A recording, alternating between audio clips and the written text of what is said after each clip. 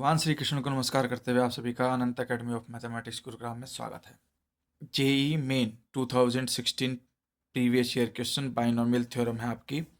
इसमें क्वेश्चन ये है कि for a positive integer n if the mean of the binomial coefficients in the expansion of a plus b power to n minus 3 is 16 then n is equal to.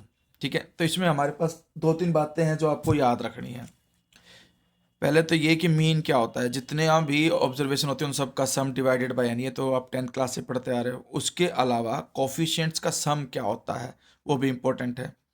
तो इसमें हम क्या करेंगे, सबसे पहले तो जो कोफिशिएंट्स है, जैसे आपके पास ये है भाई a plus b power 2n minus 3, तो इसके जो कोफिशिएंट होंगे वो क्या होंगे, 2n minus 3 c0, 2n minus 3 c1, 2n minus 3 c2 and so on करते करते 2n minus 3 c 2n minus 3, ये कोफिशिएंट्स होंगे।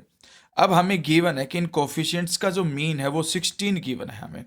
तो मीन का मतलब इन सब के बीच में क्या कर दोगे, आप एडिशन कर दोगे और एडिशन करके नंबर ऑफ टर्म्स से डिवाइड कर दोगे। नंबर ऑफ टर्म्स कितनी है, ये जितनी पावर होती है उसमें +1 कर दो, उतनी टर्म होती हैं। क्योंकि बाइनोमियल के अंदर पावर n है तो टोटल नंबर ऑफ टर्म होगी n+1, तो इसमें भी टोटल नंबर ऑफ कोफिशिएंट्स हो जाएंगे 2n माइनस 3 +1 करके सॉल्यूशन करके ये आ जाएगा 2n माइनस 2, और ये आपके पास गिवन है 16 के इक्वल, क्योंकि मीन जो है वो 16 गिवन है।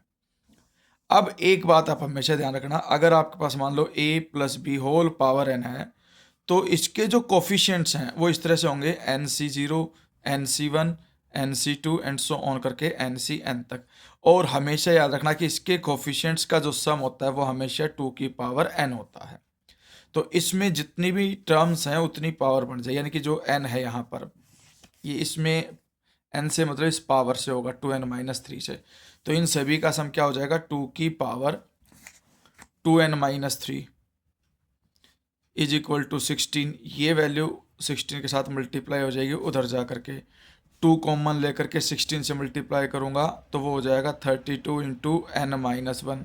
32 का मतलब है 2 की पावर 5, क्योंकि 2 की पावर 5 32 होता है, इंटू एन माइनस 1।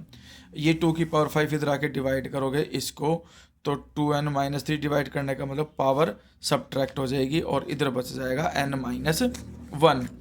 ये 2 की power 2n minus 8 which is equal to n minus 1।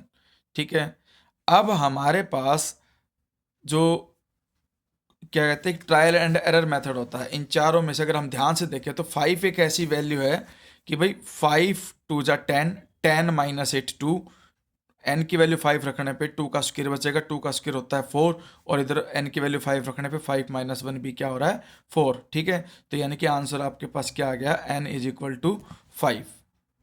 तो ये आपका ट्रायल मेथड होता है, जो ऑप्शन होते हैं उनमें से कोई एक हम चूज करते हैं, वो पुट करके देखेंगे कि कौन सा इस कंडीशन को सेटिस्फाई कर पा रहा है, तो वही आपका आंसर होगा।